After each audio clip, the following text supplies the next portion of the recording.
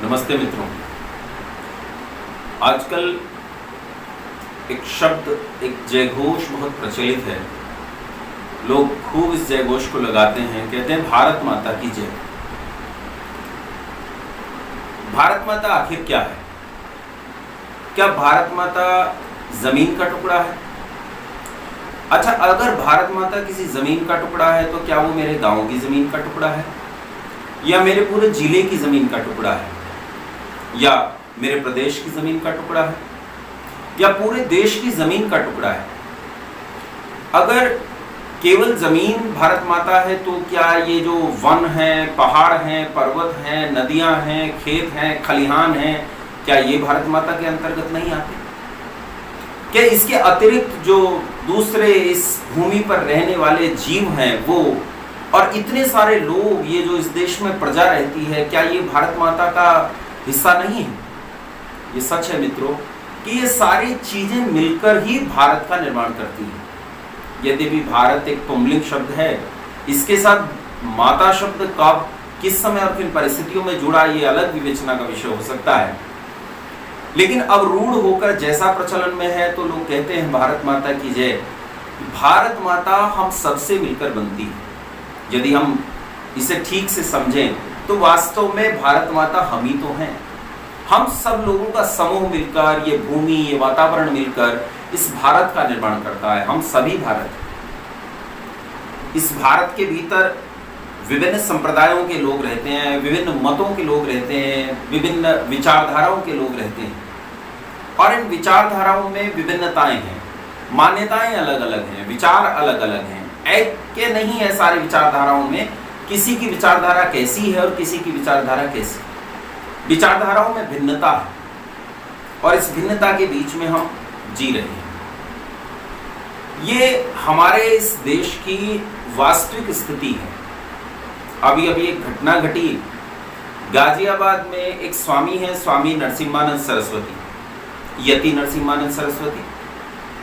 स्वामी नरसिम्हानंद सरस्वती और मुसलमानों के बीच में एक घटना घटी कि स्वामी नरसिम्हानंद सरस्वती के मंदिर में कुछ घटनाएं घटी, और उन घटनाओं को लेकर उन्होंने अपने दरवाजे पर, मंदिर के दरवाजे पर, मठ के दरवाजे पर एक बोर्ड लगा दिया। इस बोर्ड को लेकर विवाद उठा और विवाद मुसलमानों और स्वामी जी के बीच में बहुत ज्यादा बढ़ गए। इस विवाद के बाद मेरठ में कुछ लोगों ने उनका सिर कलम कर देने के लिए इनाम की घोषणाएं की। अभी आज मैंने सुना कि बरेली में बड़ी संख्या में लोग तो कह रहे थे लाखों की संख्या में लोग इकट्ठा हुए, लेकिन यदि ये अतिशोक्ति भी हो और 50, 60, 70 हजार लोग भी इकट्ठा हो गए हों तो थोड़ी राशि नहीं है। उस कोरोना काल में जबकि सरकार ने नाइट कर्फ्यूज लगा रखे हैं, लोगों को इकट्ठा गैदर होने के लिए रोक रखा है, वहां इतनी बड़ी संख्या में जनसमूह का इकट्ठा होना, ये भी नियमों को ताक पर रख देना है।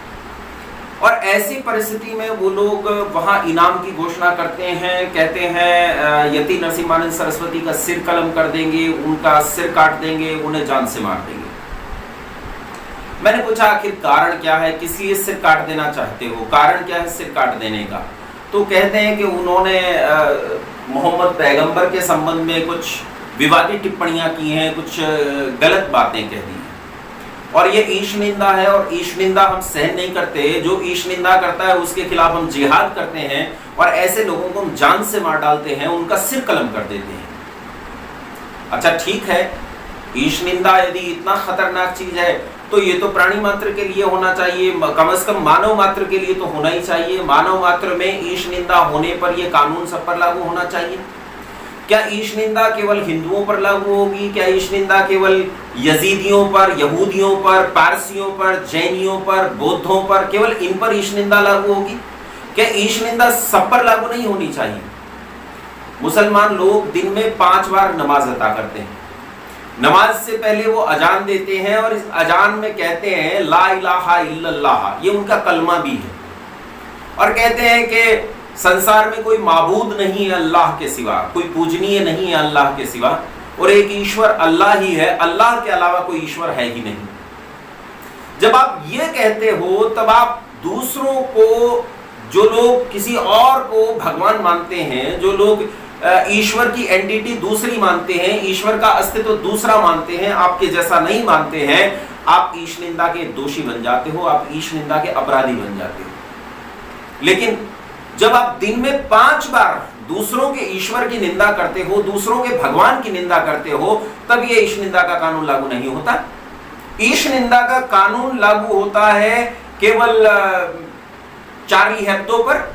ईश निंदा का कानून लागू होता है भारतवर्ष में। ईश निंदा का कानून लागू होता है उन देशों में जहां दारुल इस्लाम नहीं है, दारुल हरब है।